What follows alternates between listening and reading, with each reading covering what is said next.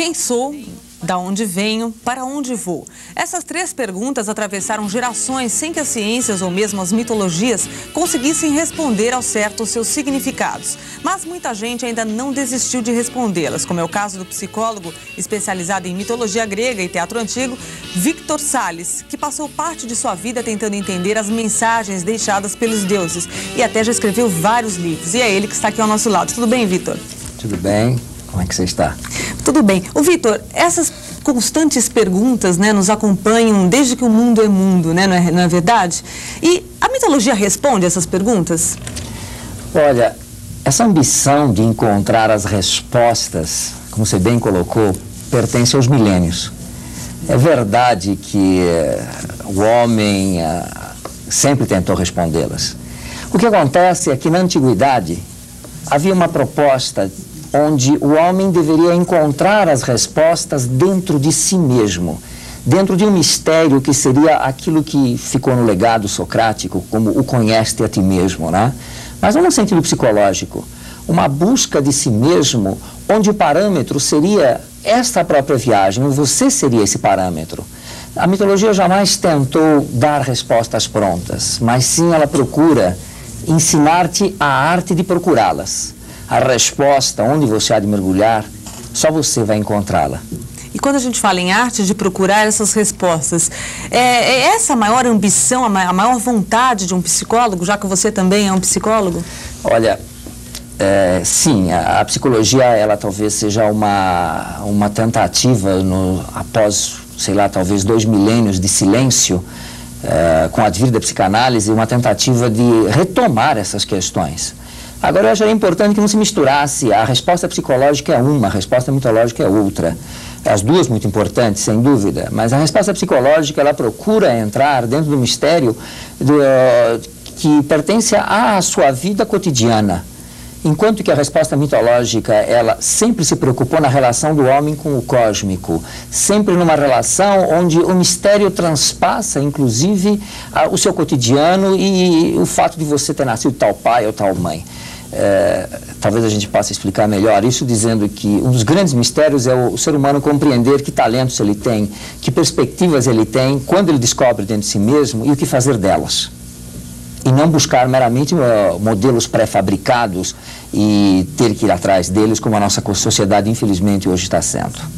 Bom, a mitologia traz para a gente um histórico, né, que é impossível a gente deixar de lado, que é a questão dos mitos, realmente, né? Esses mitos que apareceram na Idade Média, eles realmente aconteceram na época? Eros, por exemplo. Como é que a gente pode transportar isso para o nosso dia de hoje? Os mitos se aconteceram? Essa é uma pergunta muito típica do nosso pensamento objetivo de hoje, né? Eu gosto muito da colocação do Roberto Calassi, que diz que essas coisas nunca aconteceram, mas sempre existiram. Quer dizer, a questão mítica, ela é a invenção da imaginação humana, essa é a maior tentação que nós temos. Se ela é ou não, e eu prefiro deixar em aberto isso, o fato é de que ela fala a todos sem precisar de cultura nenhuma, de nenhuma erudição nem nada. Ela simplesmente lhe fala como se fosse entrar dentro de ti. Ela fala para cada um de um jeito. O mito do Narciso, a cada um atinge no seu objetivo. O mito de Eros, como você falou muito bem, o mito de Eros, em cada um existe uma força de Eros. Em alguns ela está guardada, em outros ela está expandida, mas nós poderíamos definir Eros de milhares de formas em cada um. Talvez a nossa cultura, que não é realmente voltada à libertação do Eros, é uma cultura bastante objetiva, não dê meios para isso, mas é preciso se lembrar de que na antiguidade havia uma verdadeira ciência chamada arte de amar, e isso era ensinado inclusive na escola. E hoje a gente não tem isso? Hoje somos realistas demais? Eu não sei se nós somos realistas, talvez mais maquinistas ou mecanicistas ou materialistas, mas o fato é que eu não conheço nenhum adolescente, ou ninguém entrando na adolescência, e eu me incluo, evidentemente, que tenha chegado ao começo da vida, da vida amorosa, sabendo o que fazer dela. A maioria de nós se perdeu nos percalços, teve que aprender quebrando a cara, teve que aprender das formas mais inesperadas possíveis, se é que aprendeu. Quando a gente fala em evolução, né, que é o que nós vivemos hoje em dia, né, o mundo evoluiu tecnologicamente, isso não seria necessário para que a gente pudesse perpetuar a nossa espécie? A evolução tecnológica, ela é sempre bem-vinda. O problema é a evolução tecnológica não ser acompanhada da evolução pessoal. Nós continuamos mais trogloditas do que nunca. Quer dizer, nós estamos cheios de automóveis, foguetes e etc., mas não conhecemos um milímetro de nós mesmos. E precisamos fazer 10 anos de análise para conhecer um pouquinho de nós mesmos, quando isso deveria ser feito desde a mais tenra infância.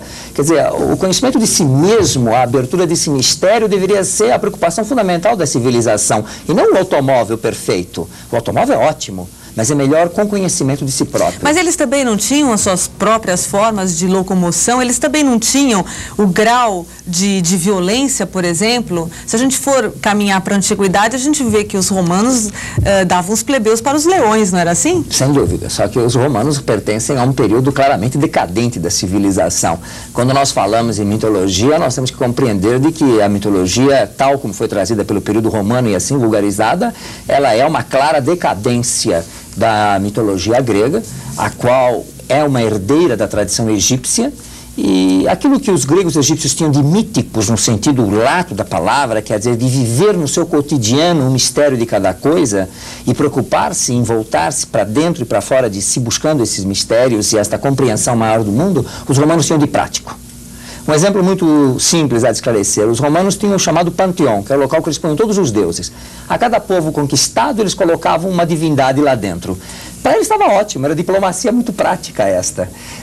Foi por isso que eles se engalfinharam com os cristãos, porque os cristãos não aceitaram isso, disseram: não, espera um pouquinho, nós temos um Deus que não é esse espetáculo. Como? O de vocês é melhor? Não, põe aqui, se não quiser, então queima todo mundo na fogueira. Então esse espírito prático dos romanos de maneira nenhuma refere à mitologia. De que forma que você acha que os mitos estão enquadrados no nosso dia de hoje? Olha... Édipo, Narciso... Édipo é uma boa pergunta, né? Édipo é uma boa questão, aliás. Porque o mito de Édipo na antiguidade representava um dos mitos mais importantes. Édipo para os antigos era uma espécie de um proto-Cristo. Ele não era aquilo que a psicanálise tanto vulgarizou como aquele que desejou a mãe e que cometeu um incesto, como assim ficou conhecido. Isto é fato, isto acontece na obra de Sófocles, a gente lê e assim é conhecido. Mas a questão fundamental de Édipo é ele ter nascido amaldiçoado pelos deuses, ser condenado à morte antes mesmo de nascer, e tornar-se a si mesmo um imortal. Essa é a trajetória de Édipo. Quer dizer, a história dele é um grande paradigma. Conta para nós como um homem que foi amaldiçoado, que tinha o destino todo contra ele, ele conseguiu superá-lo, e esse é o caminho verdadeiro do herói, e tornou-se um imortal. Quer dizer, os deuses aceitaram no Olimpo. É o exemplo do caminho dele que deve nos guiar. Ou seja, todo homem pode, por mais maldito que seja, por mais condenado que seja, chegar à imortalidade. Isso, para mim, é um dos exemplos de humanidade mais extraordinários que eu conheço. Quer dizer, não importa a origem, não existe aristocracia de sangue, mas existe o aristocrata que se constrói às custas do seu próprio sacrifício e do seu próprio esforço. Isto é o homem excelência. Este é o homo aristos que os antigos falavam, que pode atingir até os deuses. Vitor, você trabalha com terapia arcaica, né? O que vem a ser isso exatamente? Eu não chamaria de terapia. Bom, pode chamar terapia, sim. A terapia arcaica não é senão uma tentativa do homem redescobrir o seu destino.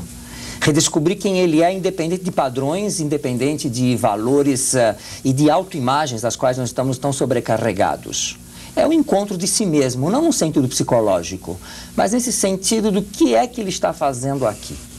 Qual é o sentido maior da sua vida? E eu trabalho num contexto francamente arcaico, no sentido de que tanto os antigos como eu acredito que essa aqui não é a nossa primeira existência. Nós temos muitas pela frente e muitas anteriores. Eu acho importante o indivíduo compreender essa sua dimensão e compreender que se ele recebeu talentos ou dotes ou compreensões de certas coisas, é porque ele já tem uma elaboração pessoal, já tem um aperfeiçoamento do qual ele deve continuar. Você tem um trabalho interessante, não só aqui no Brasil, mas na Grécia também, não é? Com cursos sobre mitologia, né? E dentro desses cursos, você trabalha o que exatamente? Os seus estudos são sempre em cima dos mitos? Sim, sempre dentro da tradição mítica egípcia e helênica, principalmente. Egípcia porque ela provavelmente é a mãe de todas as heranças. E a helênica porque ela é a sua melhor tradutora. O mito, na linguagem grega, ele se torna mais fácil de compreender para a linguagem ocidental. Enquanto que na linguagem original egípcia fica muito complicado. As terminologias e o modo de pensar são muito complexos. Vou te dar um exemplo muito prático. Uma das grandes dificuldades dos tradutores de certos textos egípcios é que eles encontravam uma palavra que chamava amor-ódio. Como? Para a nossa cabeça ocidental, cartesiana, aristotélica, ou você tem amor ou você tem ódio. Uma coisa ou outra. Ou uma coisa ou outra. Não pode ser duas coisas ao mesmo tempo. O pensamento mítico, as duas coisas podem ser ao mesmo tempo. Eu lhe garanto que se você pensar direitinho dentro de você com uma pessoa que você gosta, você já teve amor e ódio por esta pessoa ao mesmo tempo várias vezes. Portanto, a linguagem mítica é muito mais precisa para descrever o humano, embora seja muito mais louca, logicamente, do que as nossas pretensas linguagens lógicas. Bom, como vocês podem ver, o assunto é muito interessante, vai muito além do que nós estamos falando aqui. O Vitor está, inclusive, dando um curso agora no Espaço Holístico, não é isso? Exatamente. Nós vamos falar sobre, no próximo domingo, dia 4, esse spa holístico tem uma perspectiva que eu adoto realmente. Trata-se de redescobrir o homem, não no manequim 42, não apertá-lo para ele emagrecer a todo custo, para ele ficar aquele manequim ideal de Miss Universo ou Mr. Universo. Não se trata disso, trata-se de reencontrar um indivíduo dentro dos seus próprios tamanhos, dentro do seu próprio ritmo. É isso que a mitologia procura, exatamente. O tema que eu vou abordar, inclusive, é Orfeu e Eurídice, a libertação da alma prisioneira. O que é libertar a alma prisioneira, senão a arte de descobrir quem é você verdadeiramente, independente de máscaras, independentemente de modelitos que a gente se impõe. Quais são os telefones para maiores informações? Olha, quem quiser é 607-3815 e 693-3163. Será no próximo domingo, dia 4. Eu quero agradecer a presença do mitólogo Vitor Salles, que veio aqui no nosso estúdio. E veja depois os comerciais. Os escritores brasileiros ganham um prêmio de incentivo que já está escrito na história da nossa literatura. E os